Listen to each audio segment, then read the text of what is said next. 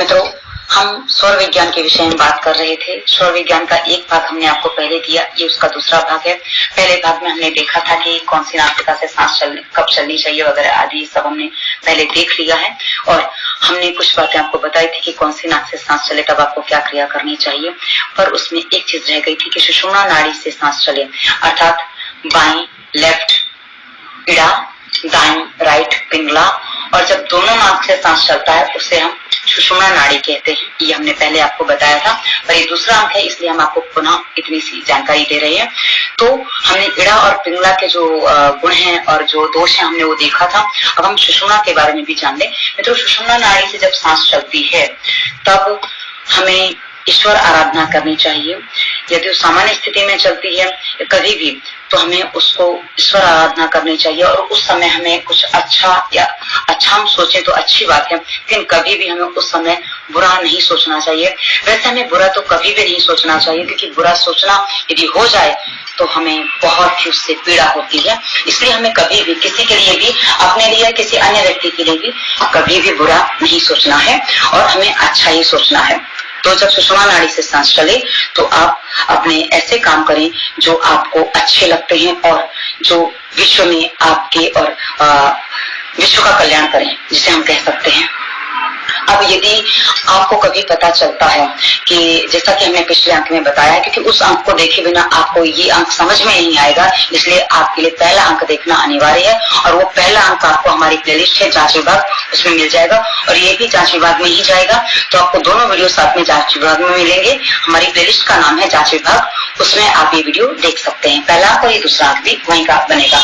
अब आपको यदि सुबह सूर्योदय के समय पता चलता है कि आपकी सांस सही नहीं चल रही है, तो आप इस सांस को सही कर सकते हैं, क्योंकि इसके जो परिणाम हैं वो बड़े घातक हैं। यदि आप एक आध दिन आपकी सांस विपरीत गति से चल रही है, यानी कि विपरीत दिशा से चल रही है, यानी कि जैसे कि हमने बताया था कि जब आप ये शुक्ल पक्ष प्रतिपदा के दिन आपकी बाएं नासिका से सांस चलनी चाहिए, तो यदि वो उस अनुसार जो क्रम चल रहा है, यदि वो सांस नहीं चल रही है, तो ये संकेत करता है हमारी देह में रोग आने का, क्योंकि ये बताता है कि यदि ऐसी स्थिति बनी हुई है तो 15 दिन के भीतर देह में कोई ना कोई रोग आने वाला है। क्या रोग आएगा इसके बारे में विस्तार से अभी जानकारी नहीं मिल पाती है, क्योंकि इतना गहरा शास्त्र अभी हमारे पास अब उपलब्ध है कहीं है वो मुझे जानकारी में नहीं है। तो मेरे पास जितनी जानकारी है मैं आपको उतनी जानकारी दे रही हूँ, क्योंकि भ्रमित करना मेरा काम नहीं है। जो है वो है, नहीं है वो उसके बारे में मैं क्षमा चाहती हूँ। अब जो जानकारी है उस अनुसार यदि आप इसको बदलना चाहें कि आपको ये पता है कि मेरी नासिका ये चलनी चाहिए थी पर ये नहीं चल रही है, यदि आपको ये पता है और आप यदि उसको बंद करना चाहते हैं, तो आप बलपूर्वक एक रुई ले लें, सूती कपड़ा ले लें, सूती कॉटन का जो कपड़ा कहा जाता है, उसको उसमें थोड़ी सी रुई डाल दें, भर दें, उसको टाइट कर लें, उसको थोड़ा सा टाँका भी लगा देंगे तो अच्छा है।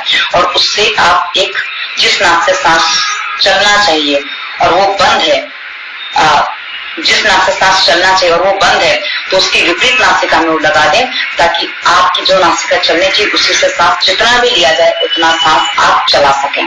तो आप जैसे आपकी बाईं नासिका से सांस चलना चाहिए पर दाईं नासिका चल रही है, तो दाईं नासिका में वो कपड़ा लगा के जो हमने रुई करके आपको बताया वो लगा के आप दाईं नासिका को पूरा बंद कर दीजिए, उसमें डाल दीजिए, वो बंद हो जाएगी और आपकी दूसरी नासिका से सांस चलेगा। जैसा भी चलेगा उतना आपको काम करेगा। लेकिन ध्यान रहे, यदि आप किसी बड़े रोग के रोगी हैं जिसमें आपकी सांस फूलना सामान्य क्रिया है, क्योंकि नाक आदि में तेल न डालने की वजह से लोगों की सांस फूलना एक सामान्य क्रिया हो जाता है, तो आप इस प्रक्रिया को ना करें। और यदि आपको ये जो आप नाक बंद करें उसके बाद यदि घबराहट हो रही है, तो कृपया आप इस प्रयोग को आगे ना करें, ये आपके लिए घातक हो सकता है। क्योंकि ये प्रयोग वही लोग कर सकते हैं जो अपने आप में सक्षम हैं, और जो सक्षम नहीं है वो इस क्रिया को ना करें, इनके लिए ये हानिकारक हो सकता है। पर हाँ, यदि आप सक्षम हैं, कर सकते हैं, तो आप करिए, पर बलपूर्वक करने जाएंगे तो आपका स्वास्थ्य बिगड़ सकता है।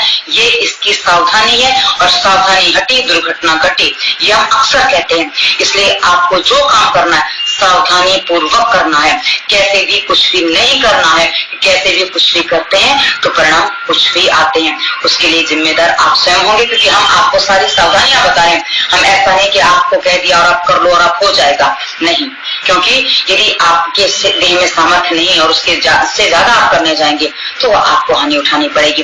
पर ऐसी स्थिति में आप टेंशन भी ना पालें, बस आप एक काम करें, आप अपना प्राणायाम करते रहें। यदि आप नियम पालन प्राणायाम करते रहते हैं तो आप कम से कम जो बड़ा नुकसान आने वाला है उससे आप अपने आप को बचा सकते हैं। हाँ, शास्त्र ये भी बताते हैं यदि 15 दिन लगातार विपरीत नाक से सांस चल जाए तो मृत्यु तक निश्चित हो जाती है। और पर इस बात से आपको डरना नहीं है, क्योंकि हमने आपको सावधानी बताई है, तो सावधानी रखना हमारा काम है। क्योंकि पहले जब ये मेडिकल चेकअप आदि नहीं थे तब लोग इसी तरीके से अपने जांच किया करते थे, क्योंकि जांच का तरीका है ये। और यदि आप इस तरीके से डर जाए, घबरा जाए कि हमारे साथ तो ऐसा और अब हमारा तो जीवन खत्म हो जाएगा, हम क्या करें, ऐसा सोचना मूर्खता होती है। क्योंकि कोई भी चीज जब हमें जब कुछ पता चलता है कि हमारे साथ ऐसा हो रहा है तो हमें उसके लिए सावधानी रखनी होती है, ना कि उसमें हमें अपने आप को तोड़ लेना होता है। हमें वह अपने आप को जोड़ना होता है, हमें अपने आप को समझना होता है और हमें उसका समाधान करना होता है। यदि आपको चीजें पता चल रही हैं तो आपको अधिक कुछ नहीं करना है। हम हर वीडियो में ये बात बताते हैं, हम हर जगह ये बात बताते हैं कि आप वीडियो विवरण की वीडियो देखिए, नियम पालन करिए, प्राणायाम करिए, आपकी हर रोग का समाधान वहां है। तो यदि समस्या आ रही है कोई बात नहीं, आप नियम पालन प्राणायाम करते रहिए। और यदि आपकी देह आपको बताएगी, आपकी देह में सर्दी बढ़ रही है कि गर्मी बढ़ रही है, ठंडक बढ़ रही है कि गर्माहट बढ़ रही है, आपको जिस अनुसार लगता है, यदि आपकी देह में ठंडक बढ़ रही है तो हमारा हमने हमारी प्लेलिस्ट है प्राणायाम के प्रारंभिक चरण वीडियो विवरण में आपको दी हुई है, हमने उसको देखिए। उसमें हमने चंद्र विधि प्राणायाम और साथ में ये शीघ्र निश्चित करिए, हमने सब बताया हुआ है। आप उस अनुसार करके अपने देह में थोड़ा ठंडक बढ़ा सकेगी। गर्मी बढ़ गई है तो गर्मी बढ़े तो ठंडक बढ़ा लीजिए, और ठंडक बढ़ गई तो गर्मी बढ़ा लीजिए। तो आपको ये आपके हाथ में है, क्योंकि हर प्राणायाम हमने विस्तार से बताया हुआ कि आप उसको कैसे सावधानी पूर्वक कर सकते हैं और गलतियां कहाँ करते हैं, उसके बारे में सारी जानकारी दी हुई है। तो आप उसका पालन करके आप अपने आप को सही कर सकते हैं। तो बहुत छोटे छोटे तरीके हैं, आप ये बहुत आसानी से समझ सकते हैं। क्योंकि इससे आसान और क्या हो सकता है मित्रों, समझने के लिए कि हम आगे रोगी होने वाले हैं। और हाँ, यदि आप सूर्योदय के बाद उठते हैं तो ये विद्या आपके लिए किसी काम की नहीं, क्योंकि आपको तो पता ही नहीं चलेगा सूर्योदय के समय आपकी कौन सी नासिका से सांस चल रही है। तो इसके लिए आपको कम से कम सूर्योदय से पहले उठना होगा, ये आपको ध्यान रखना होगा। तो सूर्योदय के समय आप अपनी सांस को जांच सकते हैं। और हाँ, यदि आपको अपना स्वर बदलना है, जैसे भोजन आदि हम करने जा रहे हैं, क्योंकि कई बार क्या होता है कि हम जब कुछ काम करें, भोजन करना है और हमें अभी भोजन करना है, पर अभी हमारी बाएं नासिका से सांस चल रही, जैसा कि हमने पहले आपको बताया था। तो बाएं नासिका से सांस चले में भोजन यदि करते हैं तो पाचन शक्ति कमजोर होती है, हमने पिछले अंक में बताया था। तो आप क्या करें, मात्र 10 मिनट, 5 से 10 मिनट आप बाएं करवट लेट जाइए। यदि आप बाएं करवट लेट जाते हैं तो आपकी दाएं नासिका खुल जाएगी और आप उसके बाद भोजन कर लीजिए। वैसे यदि आपको बाएं नासिका खुलनी है तो दाएं करवट आप लेट जाइए, आपकी बाएं नासिका खुल जाएगी। ये बहुत सहज है। अब आपको बताएं, जब आप सोने जा रहे हैं, आपने भी सोने से करीब 1-1.5 घंटा पहले ही भोजन किया है। माना कि आपने भोजन लेट किया, क्योंकि हम तो लेट सूर्यास्त के बाद भोजन के लिए मना करते हैं, पर कुछ लोग मानते नहीं है, कर ही लेते हैं। तो और पेट में भारीपन है तो आप हमेशा बाएं करवट से उठ जाइए। यदि आप बाएं करवट लेट जाएंगे तो आपको दाएं नासिका चलती रहेगी तो आपका भोजन आसानी से हजम हो जाएगा। लेकिन आप देख रहे हैं कि हम तो रात को 10 बजे खा के बाएं करवट लेट के हजम कर लेंगे, तो वो इतना सरल नहीं होगा, उसमें आपको कष्ट अधिक होगा। वैसे ही यदि आपको पर दाएं नासिका से जब सांस चलती है तो नींद उतनी शांत नहीं आती है, उसमें थोड़ी उग्रता बेचैनी बनी रहती है। और यदि आपको शांत और अच्छी नींद चाहिए तो बाएं करवट आप सो जाइए, दाएं करवट आप सो जाइए, अर्थात राइट साइड नीचे करके आप सो जाइए। तो बाएं नासिका से चंद्र नाड़ी चलेगी तो इससे आपका मन शांत रहेगा, क्योंकि जब सूर्य नाड़ी से सांस चलती है तो आपकी देह में गतियां बढ़ती हैं, ऊर्जा बढ़ती है तो गति भी बढ़ती है, तो उससे नींद थोड़ी धीमी होती है और स्थिर नहीं आती है। पर जब वही सांस बाएं नासिका से चलती है तो बायां चंद्र का साथ देता है, बाइनारी चंद्र नाड़ी भी कही जाती है। हाँ, बाइनारी चंद्र नाड़ी और दाई सूर्य नाड़ी भी कही जाती है। ये मैंने पिछले अंक में नहीं बताया था, ये मैं बताना भूल गई थी। बाएं नासिका से जब सांस चलती है तो ठंडक बढ़ती है, दाएं नासिका से सांस चलती है तो गर्मी बढ़ती है। तो ये क्योंकि बायां जो है स्वर वो ठंडा कहा जाता है, दायां गर्म है। तो इस अनुसार जब हम देखते हैं तो ये सारी चीजें ऐसे होती हैं। तो ये समझना बड़ा सरल और सहज है। यदि आप इन चीजों का पालन करते हैं, आपको शांत नींद चाहिए है तो भोजन जल्दी कर लीजिए। कि आपने भोजन देर से किया और बाएं करवट सो गए तो पक्का सुबह पेट खराब हो जाएगा। आप इसको चेक करके देख लीजिए, क्योंकि मेरे साथ 2-3 बार ऐसा हो चुका है।